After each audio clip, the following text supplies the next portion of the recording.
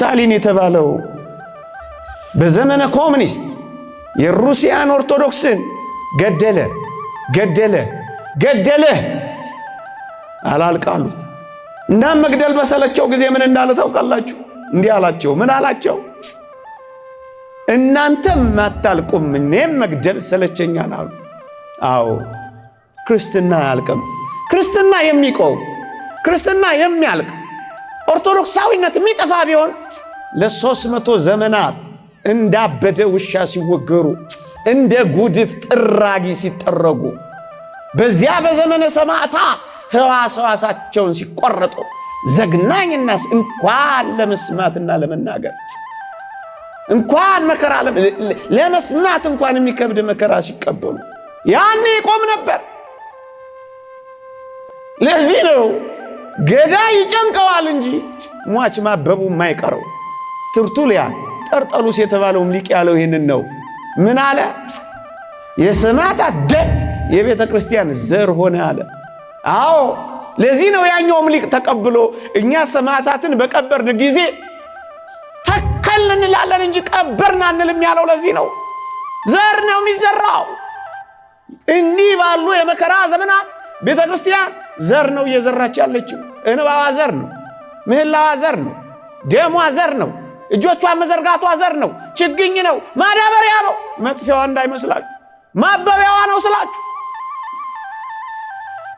ይሄን በማስረጃ ልታሳየን ትችላለህ? አዎ አንድ ሁለት ብዬ ላሳያችሁ።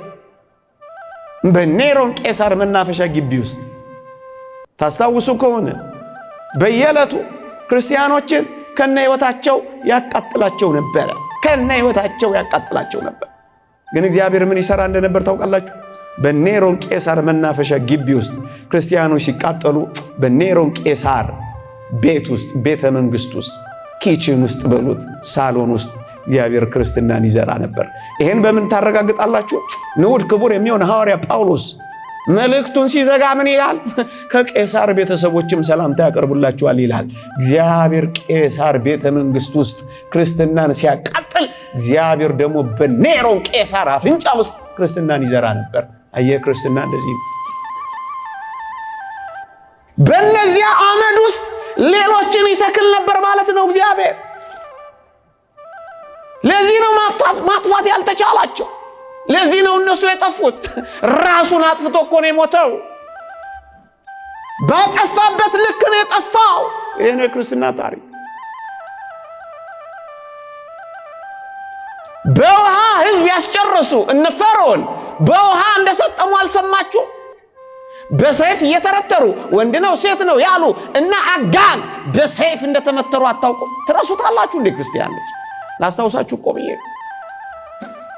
መጥፋት ላጥፊዎች ነው ያልኳችሁ እኮ ለዚህ ነው። ይህ እግዚአብሔር የዘላለም እውነት ነው። የታገሰ ብቻ የሚያየው እጆቹን የዘረጋ ብቻ የሚቀበለው። አያችሁ በኔሮን ቄሳር መናፈሻ ውስጥ እግዚአብሔር ክርስትናን ዘር ይሰራ ነበር። የሰማዕታት ደም የክርስትና ዘር ሆነ ማለት ያደ